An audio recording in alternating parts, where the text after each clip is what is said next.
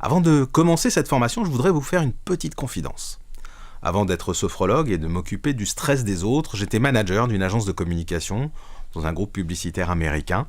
Et à cette époque, j'étais, et je dis bien j'étais, ce qu'on appelle un techno-addict. Alors il faut dire que dans le monde de la publicité, la technologie est une marque de reconnaissance sociale. Il y a un vieux proverbe qui dit « Si à 50 ans, tu n'as pas une Rolex et le dernier iPhone, tu as raté ta vie ».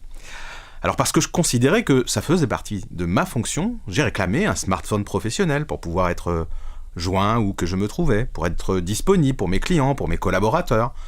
J'ai demandé un ordinateur portable connecté au serveur de l'entreprise pour pouvoir travailler de mon domicile ou en déplacement. Résultat, dès que je me levais à 5h du matin, j'étais connecté sur mon smartphone pour consulter mes mails. Quand je rentrais à la maison le soir après 21h, j'étais connecté. Le week-end, pendant les vacances, j'étais connecté. Et grâce à tous ces outils, j'étais incroyablement rapide, incroyablement disponible, efficace. Je répondais dans la minute à toutes les demandes que je recevais. Pourquoi ? Parce que j'aimais ça. Et je me suis laissé entraîner dans une sorte de spirale infernale alimentée par l'accélération des flux de communication qui amplifiait déjà mon stress. D'ailleurs, je pensais que le stress me permettait de tenir, d'avancer. Je le considérais un peu comme un GPS à qui je faisais confiance, mais que je n'écoutais pas toujours. Et lorsqu'il me disait régulièrement « prends la sortie », je faisais la sourde oreille. Et la sortie, je l'ai prise avec une belle sortie de route, avec un double burn-out, qui m'a valu 2 ans d'arrêt maladie. Et lorsque mon médecin m'a diagnostiqué le burn-out, j'ai compris qu'il aurait fallu changer beaucoup de choses, il y a bien longtemps.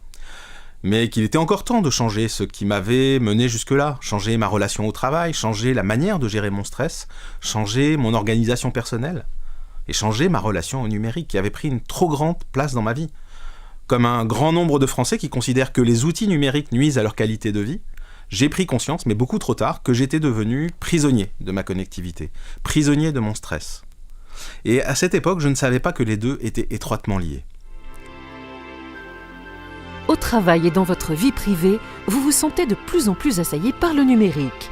Les mails, notifications ou réseaux sociaux occupent une partie importante de votre journée.